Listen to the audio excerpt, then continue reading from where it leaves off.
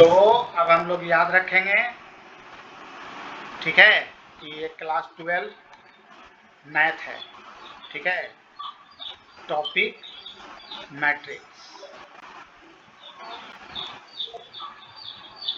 नए स्टूडेंट्स को बता देना। तो अब हमारा non commutative of multiplication of matrix याद रखने का, ये कम्यूटेटिव लॉ को फॉलो नहीं करता है, ठीक है। ये सब तो ऐसे सॉल्व कर ही लेगी, है ना। इसको पहले इससे करना है, फिर इसी को इससे करना है। ये एक रो कंप्लीट हो जाएगा, उसके बाद सेकंड को लेना है, यहाँ लिखना है सेकंड, ये और ये, है ना, यहाँ लिखना है, और फिर इसको और इसको यहाँ लिखना है, कंप्लीट, ठीक है।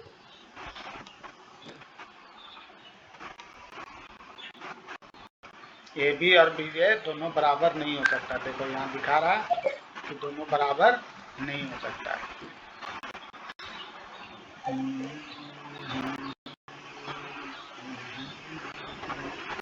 अब इसका यूज हम लोग करते हैं, जीरो मैट्रिक्स किसको बोलते हैं?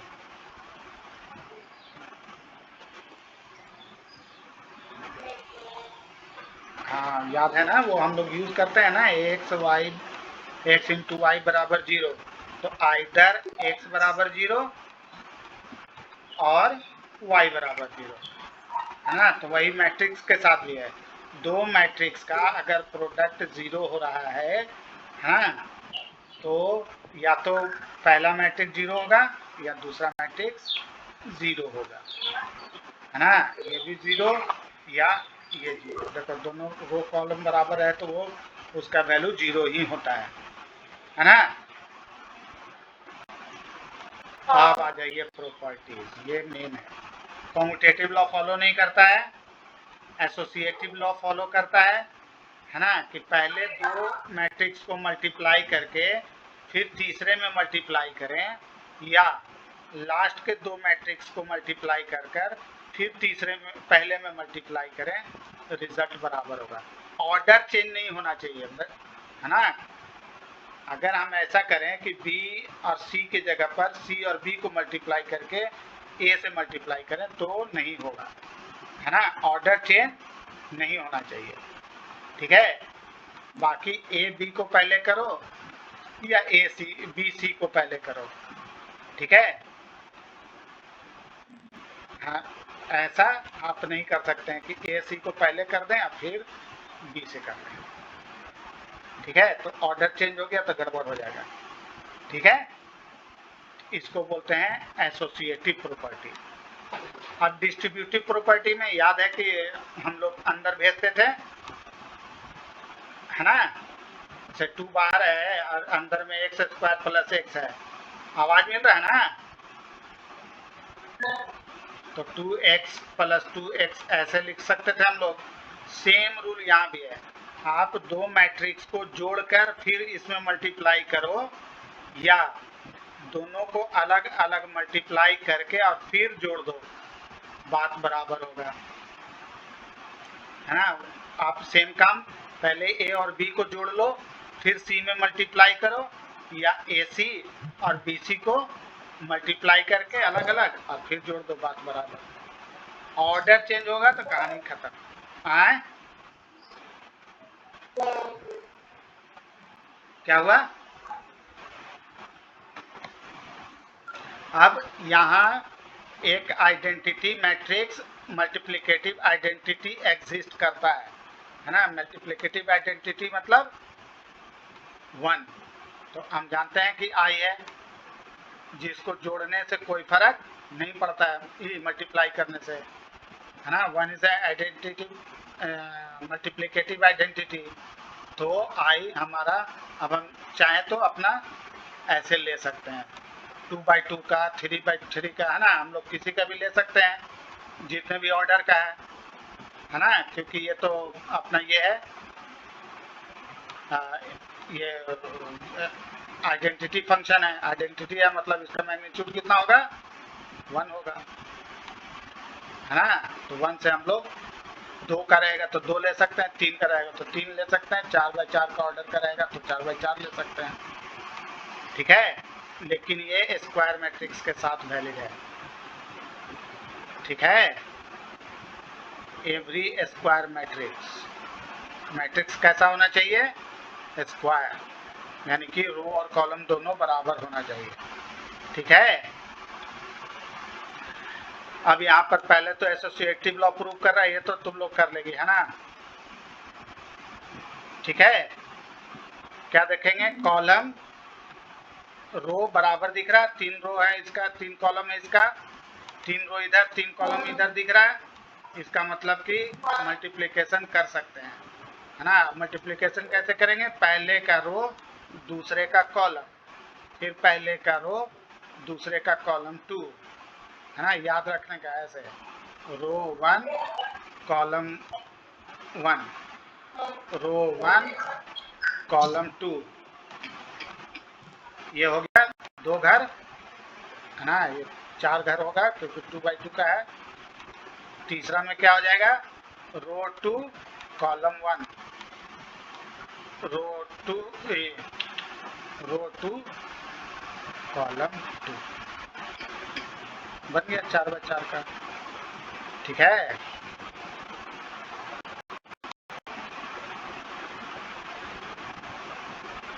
ये हम लोग यहाँ पर ही कर दिए। आ जा, अरे हाँ ठीक तो किया, ये भी निकाले ना।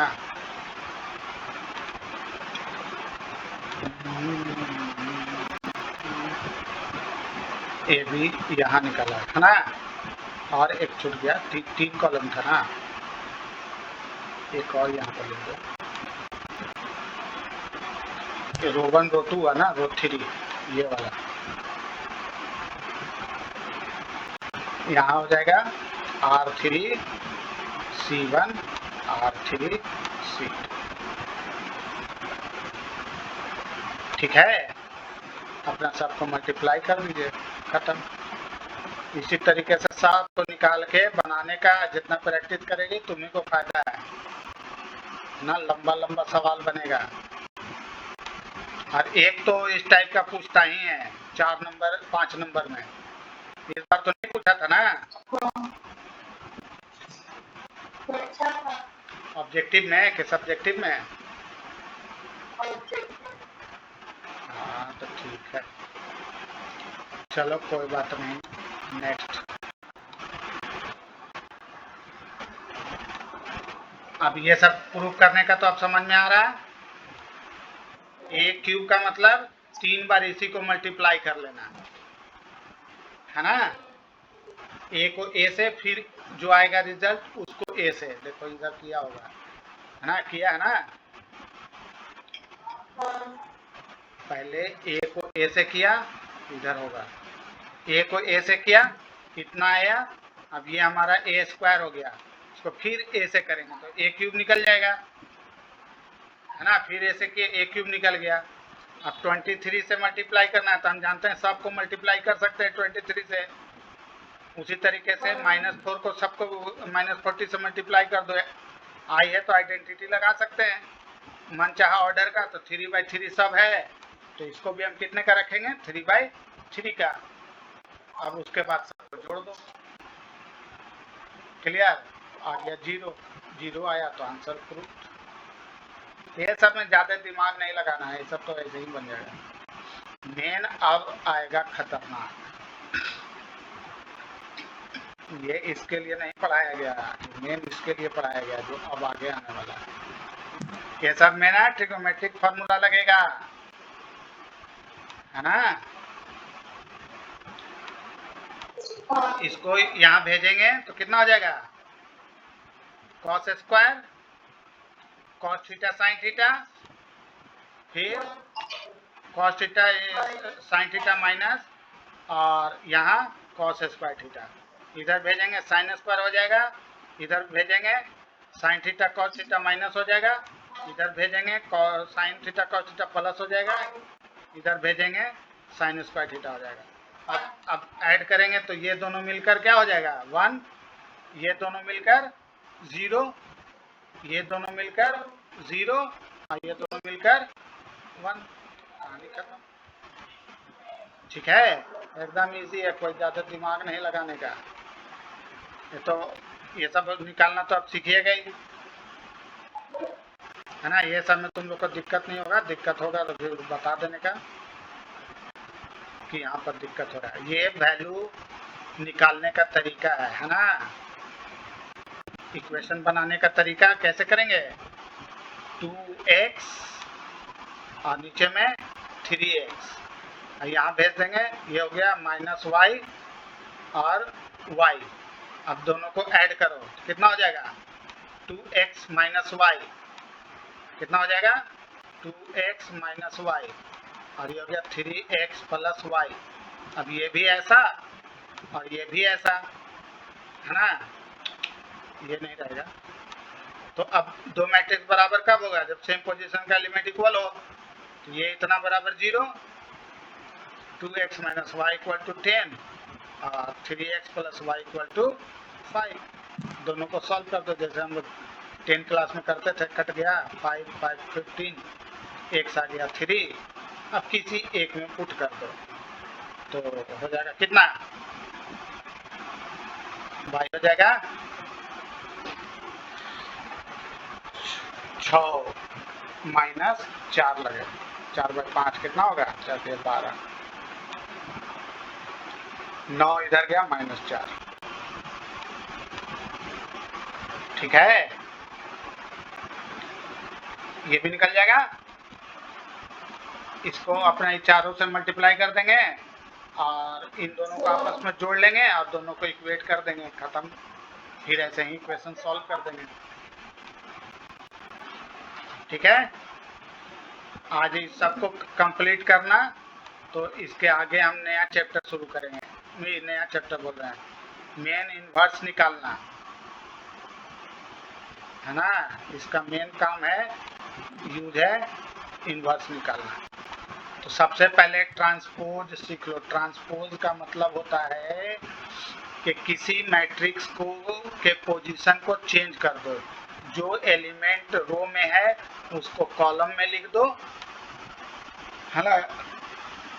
तो ये हमारा हो जाएगा ट्रांसपोज, या जो कॉलम में है उसको रो में लिख दो, दोनों तरीके से बोल रहे हैं। हाँ, तो इसको हम लोग कहेंगे ट्रांसपोज ऑफ अ मैट्रिक्स, है ना। सिर्फ क्या करना है, रो को कॉलम में कन्वर्ट कर देना है। जैसे A11, A12, A12, A13 ऐसे होता है। A21, A22, A23, A31, A32, A33, है ना। अब इसको खाली क्या करेंगे, हम लोग इंटरचेंज कर देंगे और इसको ट्रांसपोज को ऐसे डैश से लिखते हैं, है ना। तो ये है A, तो ये हो गया ट्रांसपोज ऑफ A। अब इसके लिए कुछ करना नहीं है, खाली पोजीशन चेंज कर देना है। A11 इधर था, A12 इधर था, तो इधर हो जाएगा आप कौन, 21, A31, है ना। A12 यहाँ आ गया, A22 फिर यहाँ अपना इसको लिख दो। हम लोग इसको लिख रहे हैं ना, इसको, अब ये इसको लिख दो इधर, A22 और A3, और इसको यहाँ लिख दो A13, A23, A33। तो हम क्या देख रहे हैं कि डायगोनल जो है, डायगोनल चेंज नहीं होता है, सिर्फ ये आपस में पोजीशन चेंज होता है। देखो ये यहाँ चला आया, है ना, ये 21 का 21 के जगह पर चला गया और ये 23 के जगह पर चला आया। ठीक है, तो ट्रांसपोज निकालने के लिए ज़्यादा दिमाग नहीं लगाना है, रो को सेम रहने देना है और बाकी सबका पोजीशन चेंज कर देना है। ट्रांसपोज का ट्रांसपोज सेम होता है ना। अब जैसे इसको हम पहले A को ट्रांसपोज किए तो A डैश हो गया, फिर इसको ट्रांसपोज करेंगे तो क्या बन जाएगा, वापिस से यही ना हो जाएगा, है ना। जैसे अभी एरो है, अब इसको उल्टा किए तो हो गया ऐसा, है ना, फिर इसको उल्टा करेंगे तो कैसा हो जाएगा, ऐसा हो जाएगा। तो transpose of a transpose same, है ना। आप किसी को मल्टीप्लाई करके ट्रांसपोज करो या ट्रांसपोज करने के बाद मल्टीप्लाई करो, बात बराबर है ना। यहाँ डिमॉर्गन्स लॉ फॉलो होता है, याद है ना डिमॉर्गन्स लॉ, याद है ए यूनियन बी वाला में। तो ये यूनियन है और ये इंटरसेक्शन है, याद है ना, बताए थे कि आगे चल के हम लोग समझेंगे कि यूनियन मतलब प्लस, इंटरसेक्शन मतलब मल्टीप्लाई, है ना। तो A union B complement, A complement union B complement, तो यहाँ रहेगा ए प्लस बी का कॉम्प्लीमेंट, यानी कि दो मैट्रिक्स को ऐड कर कर कॉम्प्लीमेंट निकालेंगे तो वो बराबर होगा ए कॉम्प्लीमेंट के एंड बी कॉम्प्लीमेंट के, ठीक है। उसी तरीके से ए बी को मल्टीप्लाई करके उसका कॉम्प्लीमेंट निकालो या कॉम्प्लीमेंट निकालकर मल्टीप्लाई कर दो, उल्टा, दोनों बराबर होगा, ठीक है।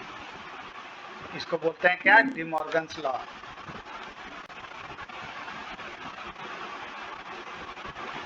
ये डिमॉर्गन्स लॉ को फॉलो करता है, ठीक है। अब ट्रांसपोज के बाद मेन अगला क्लास में हम लोग पढ़ेंगे ये